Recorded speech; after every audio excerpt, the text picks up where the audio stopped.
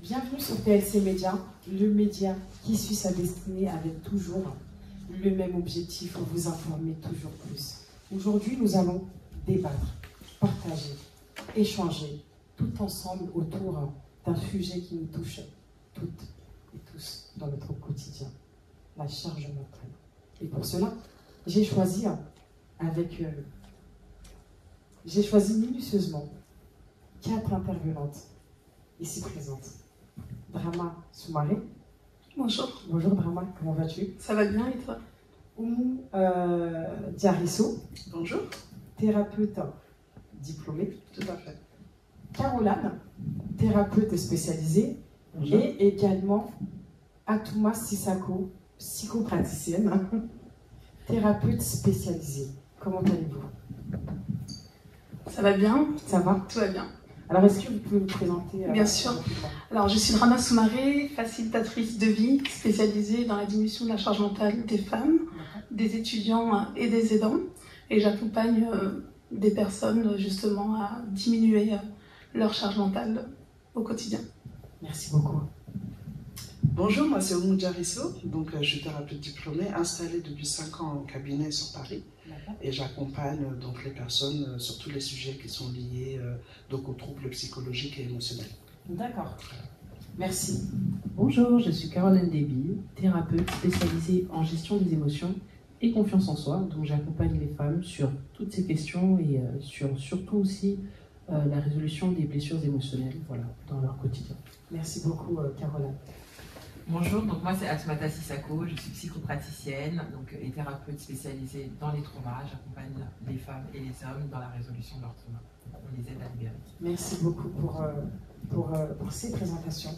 Alors, on va parler aujourd'hui de la charge mentale. Et qu'est-ce que c'est que la charge mentale? Pourquoi est-ce que ce mot revient de plus en plus souvent? Alors, la charge mentale, c'est toutes ces pensées qui vont venir polluer notre esprit au quotidien, que ce soit des pensées qui sont liées à la partie domestique, à la maison, aux enfants, aux professionnels également, ou même au social, puisqu'on a aussi une charge mentale sociale qui pollue notre esprit, donc qui vont nous perturber. On va y penser toute la journée et du coup, si on la mesure pas ou si on la diminue pas, elle peut vite se transformer en surcharge mentale. En surcharge mentale. Absolument. D'accord. Merci. Donc une surcharge mentale qui peut ensuite se traduire par un burn-out par exemple. D'accord. Et justement, on est là pour ça. Vous êtes là pour ça, pour justement diminuer cette charge mentale qui pèse sur nous au quotidien. Exactement. Donc au quotidien, on peut la mesurer, on peut la diminuer, mais pour cela, il faut mettre des actions en place. Il faut déjà accepter de lâcher prise et ensuite faire le nécessaire pour pas qu'elle puisse vraiment nuire jusque la santé. D'accord. Merci beaucoup. Qu'est-ce que la charge mentale? Oui, donc je confirme les propos de ma collègue. Il faut savoir déjà qu'on est tous différents par rapport au seuil de tolérance de la charge mentale parce qu'on est tous singuliers et en fonction de notre histoire de vie, ça ne va pas résonner de la même manière pour tout le monde. La charge mentale, au quotidien, on a des activités à faire et on sollicite notre cerveau, c'est une activité neurologique. Et quand on va sursolliciter justement ce cerveau parce qu'on a énormément de choses à faire et donc du coup on va subir et ça va dépasser finalement ce seuil, là on va commencer à perturber le système et du coup c'est là où les symptômes et les impacts vont commencer à arriver parce qu'encore une fois notre corps il est là pour nous, c'est pour ça qu'il faut écouter les signaux, on le verra tout à l'heure, comment écouter les émotions parce qu'il envoie l'information que là en fait c'est trop. Mais si on n'écoute pas justement ces informations, on va continuer à sursolliciter ce cerveau qui va commencer à avoir un dysfonctionnement, c'est-à-dire qu'on ne va plus pouvoir gérer notre quotidien comme il faut, plus pouvoir gérer les priorités, plus pouvoir avancer en fait. Et là, on commence à rentrer dans effectivement ces symptômes où on aura un sentiment d'impuissance, de culpabilité, parce qu'on va sentir qu'on n'y arrive pas. Et pour rejoindre ma collègue, ça commence par de la fatigue et ça peut aller jusqu'au burn-out, voire même des états de dépression. Mais on développera tout à l'heure. On développera ça tout à l'heure. Merci beaucoup. Qu'est-ce que la charge mentale? Alors, je rebondis et je complète ce que mes collègues ont dit. La charge mentale, c'est vraiment un poids psychologique. C'est mental et c'est invisible. c'est pas quelque chose qui est palpable et c'est pour ça que c'est difficile justement de mettre le doigt dessus si on n'a pas été habitué à le faire. Et c'est vraiment au niveau de l'organisation des choses à réaliser, des tâches.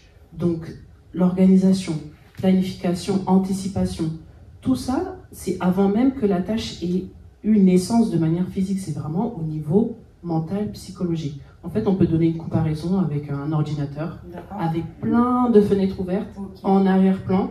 Et là, on va voir que l'ordinateur, il va commencer à ramer, faire du bruit, à ralentir. Et c'est exactement pareil pour notre système. Le système nerveux va commencer à ralentir, à avoir une charge, voilà. Et c'est là qu'il y aura des dysfonctionnements qu'on va aborder tout à l'heure. D'accord. Merci beaucoup, Caroline. Là, je pense que toute la définition a été donnée. Je vais juste peut-être compléter ma collègue Oumou concernant cette perturbation neurochimique qui va se passer en fait quand on sollicite trop le cerveau. Donc on a les émotions bien évidemment qui vont générer des hormones, donc notamment la cortisol. Donc on aura un excès hormonal et en fait ça va vraiment perturber tout notre corps. Donc elles ont parlé de la fatigue, elles ont parlé du burn-out, mais en fait il y a un impact réel dans la prise de décision. Comme elle disait par rapport à l'ordinateur, en fait, on ne sait plus quoi faire. On ne sait plus quoi faire. On ne sait plus quoi faire. D'accord.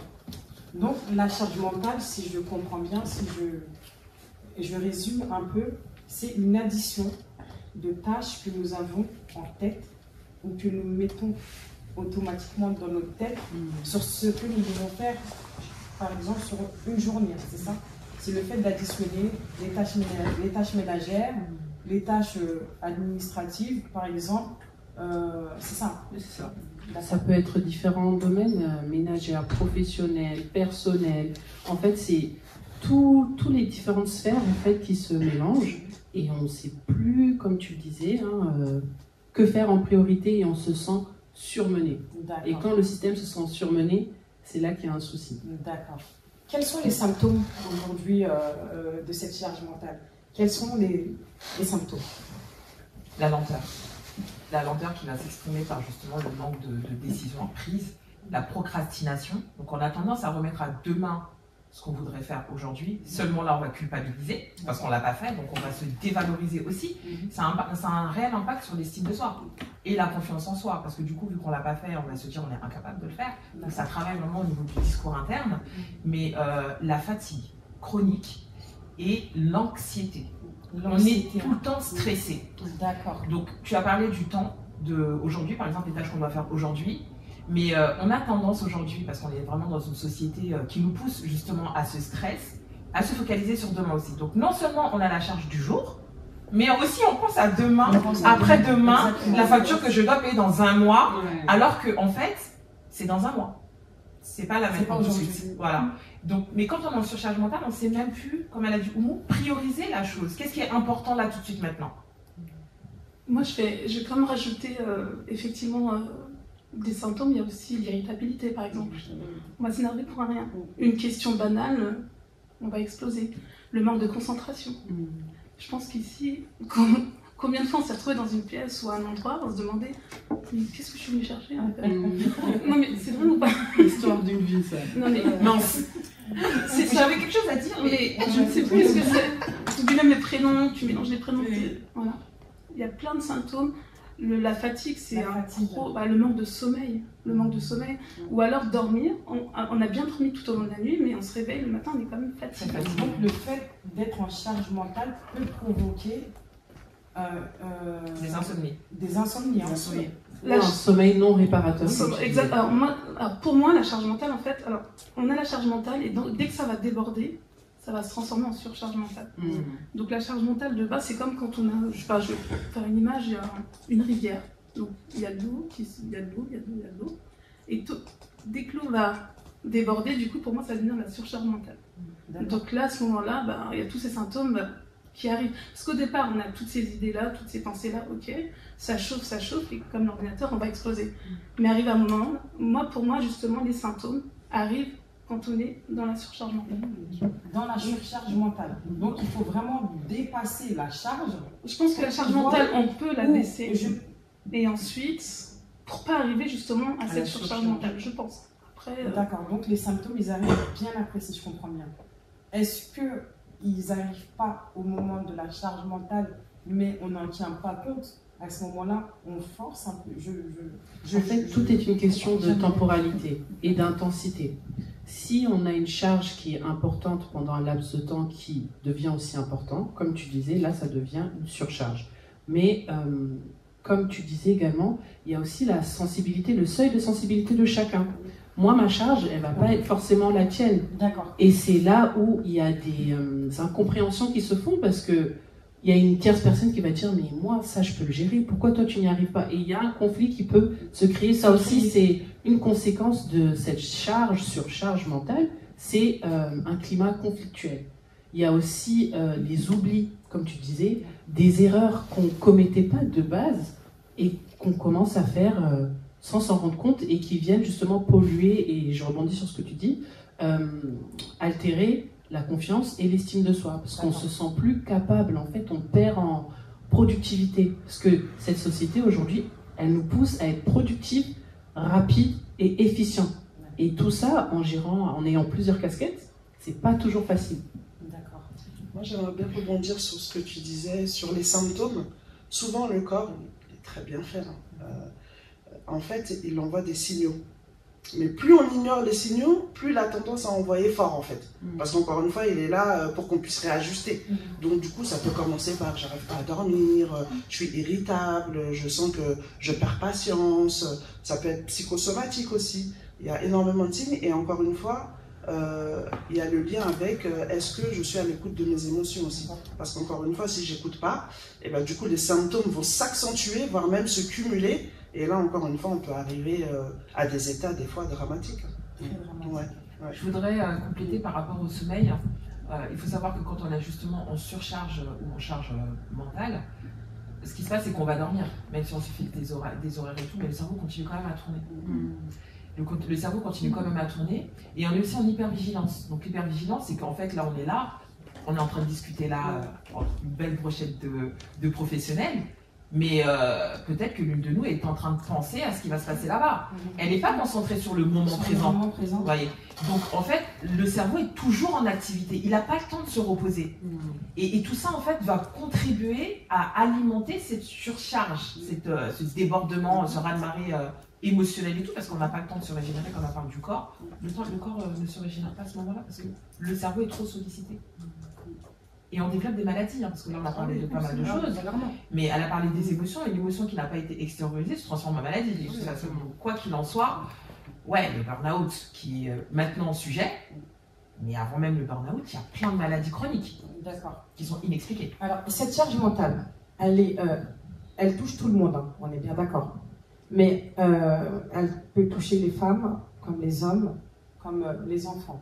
Alors, est-ce qu'il y a un degré? Comment est-ce qu'on peut... est-ce qu'elle touche plus les femmes que les hommes, ou plus les hommes que les femmes, ou plus les enfants? Parce qu'elle touche les enfants aussi.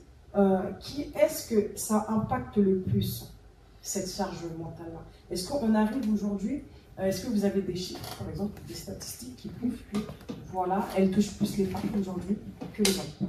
On prend un ménage, un homme, une femme, peu importe, avec 3 enfants, par exemple.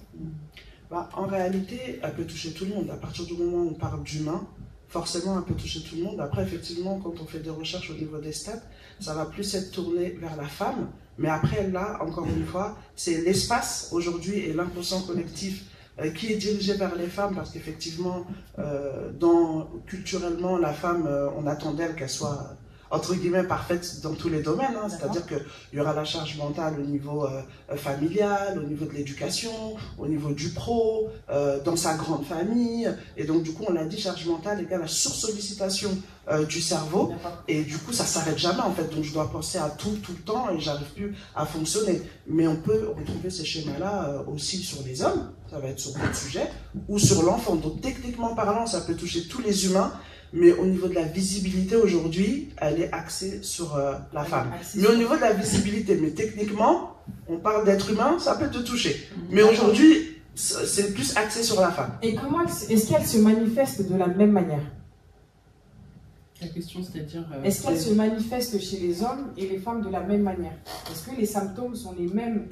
Est-ce qu'un homme qui a la charge mentale Oui, il exprime. Est-ce qu'il exprime de la même manière qu'une femme? Au niveau physiologique, ça va être la même chose puisqu'on parle d'humain, donc forcément les émotions sont pareilles. Par contre, au niveau de l'expression, vu que la charge mentale, elle n'aura pas la même source, hein. Un homme, il aura, parce que tout part du cognitif, donc un homme, il n'aura pas la même pression, mais au niveau physique et biologique, ça sera la même chose. Mais il ne va pas forcément l'exprimer de la même manière s'il l'exprime et si déjà il en a pris conscience, parce que là, on va ouvrir un autre sujet. J'aimerais bien avoir l'avis de tes... Moi, je dirais que la femme et l'homme sont déjà deux personnes qui fonctionnent, qui ont un fonctionnement qui est différent. Émotionnellement parlant, c'est pas la même chose. C'est pour ça qu'il y a des incompréhensions. Il y a même des ouvrages qui disent que la femme vient de Vénus et l'homme vient de Mars. Voilà, deux fonctionnements différents.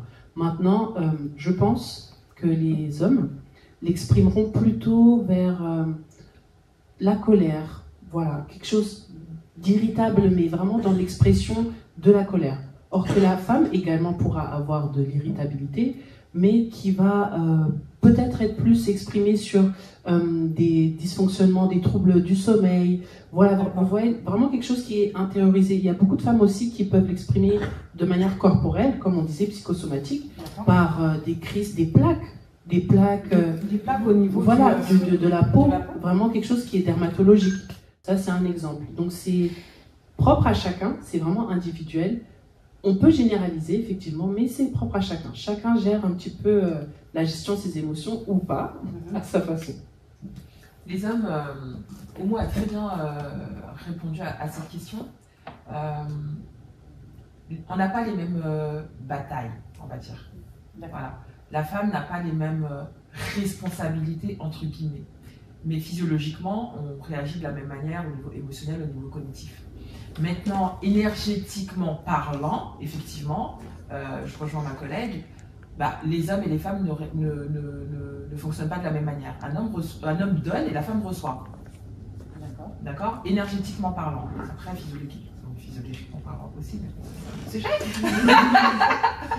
Et du coup, un homme qui va commencer à être fatigué, à dormir, à être stressé, irritable dans le couple, ça va partir en clash pour un oui ou pour un non. On va peut-être l'associer à autre chose qu'à une surcharge mentale. C'est vrai. Vous voyez? Pourtant, il est en burn-out. Mais on va dire un homme qui dort trop. Un homme qui dort trop, il n'a pas l'habitude de dormir, mais là, soudainement, il commence à dormir. Quand il revient du travail, il est super irrité. Il est très colérique envers les enfants. Il perd patience. Il oublie ses clés. Il paraît que nous, en fait. Mais nous, on ne va pas mettre ça sur la charge mentale. En tant que femme. Pour nous. Mais oui, parce que pour nous, en tant que femme, mais nous, on doit s'occuper de la maison, on doit s'occuper des enfants, on doit aller travailler, on doit s'occuper de nous. On ne peut pas penser à tout ça. Mais sauf que l'homme aussi a ses propres pensées à lui, ses propres responsabilités, que nous, on n'arrive pas à avoir, en fait. Et la société ne lui donne pas l'occasion de l'exprimer. Ça doit être un homme, il doit être fort. Un homme doit être fort. Donc, il ne peut pas exprimer ce qu'il ressent, le mal-être qu'il ressent. C'est pas possible. D'accord. Sinon, il est faible. D'accord. Alors moi, je vraiment. Elle attendait ça. Moi, je rejoins mes collègues sur toute la partie physiologique, les symptômes, etc. Mais selon une étude Ipsos, 8 femmes sur 10 sont touchées par la charge mentale. Et les hommes 2024, absolument. Mais les hommes. Alors moi je te parle des femmes, moi je suis pro-femme. D'accord, mais voilà. Après je réponds à ta question, effectivement la charge mentale elle est partout, il n'y a pas que les femmes, elle n'est pas exclusive chez les femmes. Il y a les étudiants, du coup c'est une population aussi avec laquelle je traite. Il y a les aidants, on est tous touchés, que ce soit les enfants, les hommes, les femmes, on est tous touchés. Je ne vais pas dire que les hommes n'ont pas la charge mentale. D'accord. Ça, je le dis pas. Mais je pense qu'elle est plus marquée chez les femmes. Oui. Chez les femmes. Moi, je te rejoins sur ce point. Mais on porte tout. On porte tout. Merci. Non, mais on porte tout. Vraiment, les hommes. Est-ce qu'on porte tout? Est-ce qu'on a l'impression de tout porter? Pour moi, on porte tout à tout. On porte tout, que ce soit domestique. On doit avoir tout. On doit gérer tous les rôles. Tu dois être une maman. Tu dois être une maman parfaite, une femme parfaite. Il y a le travail, il y a le domestique, on a tout sur le dos. Oui. Les hommes aussi ont leur charge mentale, mais je crois qu'on va partir en thérapie. Non, On va faire un... Ils ont leur charge déconstruire mentale. ça, là. Je vais juste vous poser une question. Les filles, c'est un exemple qui revient très couramment. Et c'est un exemple que j'aime utiliser aujourd'hui. On parle de charge mentale, on ne compare pas. On compare pas oui, voilà, c'est pas l'homme et la femme parce que ce n'est pas comparable. Mais je prends un homme et une femme qui vivent en couple. On a cette fameuse poubelle qui est là, qui revient. On sait qu'en général, les poubelles elles sont très, très, très lourdes, donc c'est une tâche qu'on donne aux hommes. Est-ce que tu peux descendre la poubelle, s'il te plaît? C'est-à-dire que dès qu'on voit que la poubelle commence à se remplir, on commence à lui dire, elle est bientôt remplie, est-ce que tu peux? Est-ce que tu peux? Ils savent, ils le voient comme nous, hein, parce que moi, si je passe à côté de la poubelle et que je vois que la poubelle elle est remplie, c'est que logiquement, c'est qu'ils la voient aussi.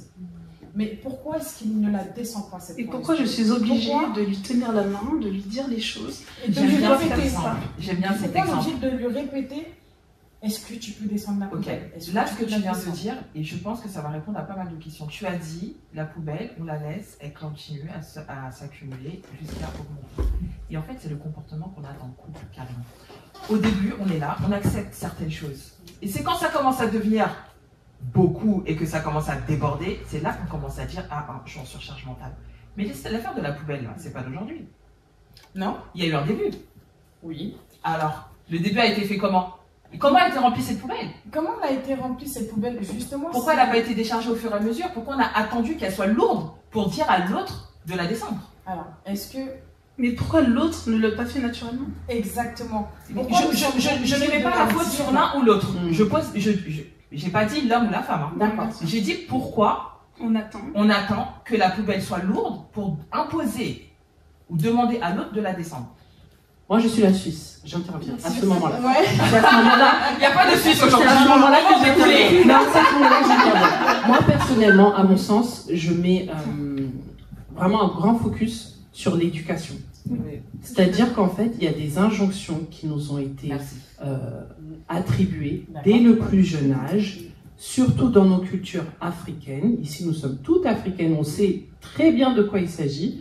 C'est que on doit le faire, on doit gérer. En fait, on est dans une anticipation constante. On nous a appris en fait à anticiper. C'est pas un apprentissage qu'un homme a pu avoir dès le plus jeune âge. C'est pour ça que si on prend ton exemple de la poubelle, il va passer devant, mais il va pas anticiper. Nous, on est déjà en train d'anticiper. La poubelle va être remplie. Est-ce qu'il reste des sacs poubelles? S'il n'en reste pas, il faut que j'aille les acheter. Ou dans quel magasin? On est déjà 10 ans après l'action.